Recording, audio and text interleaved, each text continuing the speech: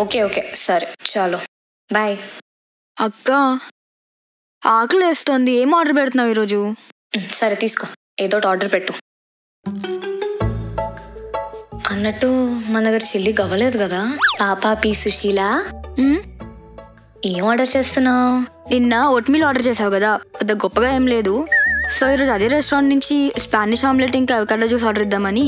Spanish omelette avocado juice. ఇవిగో అక్క eggs తెచ్చావా? మిగిలిన చిల్లరేది? చిల్లర అడుగుతున్నావు ఏంటక్క? హలో, నువ్వు సంపాదించడం స్టార్ట్ చేస్తే అప్పుడు అర్థమవుతుంది నీకు. సెమిస్టర్ అవని తెలిసొస్తుంది. అయినా ఎప్పుడూ లేండి బ్రేక్ఫాస్ట్ ఆర్డర్ చేయకుండా మనం చేసుకోవడం ఏంటి? అమ్మ ఏం చెప్పేది, బయట తిండి ఎక్కువ తినకూడదు, హెల్త్ కాన్షియస్ గా ఉండమందా.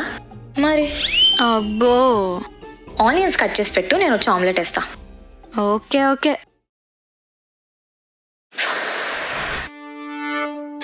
ఇదేంటి బట్టలన్నీ ఇంత కుప్పలాగయ్యాయి? ఓ, శాలరీ పడ్డాక లాండ్రీకి ఇద్దాం అనుకున్నాను కదా.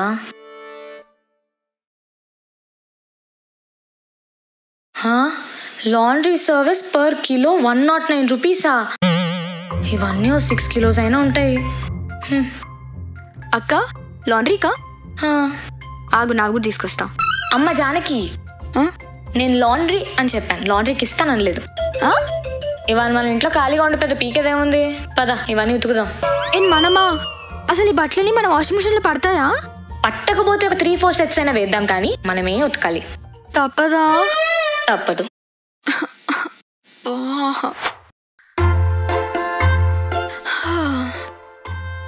ఇంత కష్టపడే బదులు ఆ 109 రూపీస్ పర్ కిలో ఏదో ఇచ్చేస్తే అయిపోయేది కదక్క.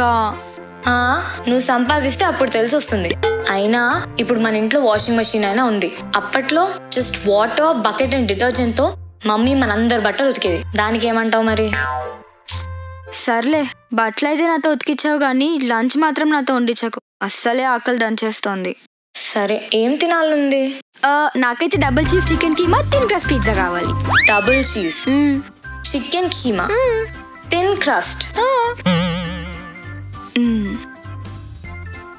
ఏంటి ఒక్క పిజ్జా 900? మన దగ్గర ఉన్నదే తక్కువ, ఇప్పుడు ఎలా? శ్రావణి, పిజ్జానే ఎందుకు? ఎందుకేంటి? అదే పిజ్జా ఎందుకని? లంచ్ టైం కదక్క. అదే లంచ్ కి పిజ్జానే ఎందుకని? మనం రైస్ కూడా తినొచ్చు కదా, 2 రోటీస్ తింటే కూడా కడుపు నిండుతుంది కదా.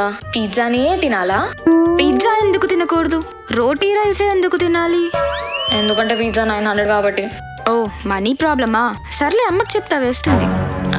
మనీ ప్రాబ్లం కాదు, నీకు కావాలంటే చెప్పు, నేను ఆర్డర్ పెడతాను. కానీ 900 ఇచ్చి మరీ అన్హెల్దీ ఫుడ్ ఎందుకని? అదేదో ఇంట్లో వండుకుంటే సరిపోతుంది కదా. ఏంటక్క మెల్లగా అమ్మలా తయారవుతున్నావు? పెళ్ళిడు వచ్చేసింది నీకు. ఆప్తావా? చూడు, నీకు పిజ్జా కావాలంటే ఆర్డర్ పెడతాను, కానీ నేను మాత్రం హెల్దీగా రైస్ వండుకునే తింటాను. సర్లే, నీకోసం నువ్వు ఎలాగో వండుకుంటావు కదా, నా కోసం కూడా వండి. Wise choice. ఇప్పుడు వంట కూడా వండాలా? హలో. హే జైత్రి, వాట్సాప్? ఏం లేదు సోము. నైట్ ఫ్రీ ఉండు, అందరం కలిసి మూవీకి వెళ్దాం. మూవీయా? యా, వీకెండ్ కదా, మనందరికి పెద్దగా షూట్స్ కూడా ఏం లేవు, సో అందరం కలిసి సరదా చిల్లవచ్చని.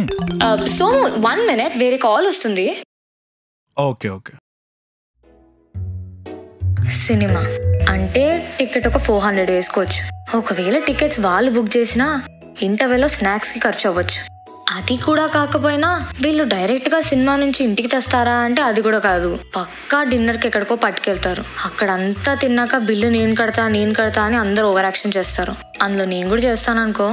చేశాక బై ఛాన్స్ నా కార్డ్ తీసుకుని గీసారే అనుకో, ఇంకేముంది, రాజధాని ఎక్స్ప్రెస్ అనుకున్నా నన్ను గరీబ్ రథ్ అని తెలిసిపోతుంది. ఒకవేళ స్ప్లిట్ వేసినా ఒక్క డిన్నర్ ఖర్చుకి మిగిలిన బ్యాలెన్స్ మొత్తం ఎగిరిపోతుంది.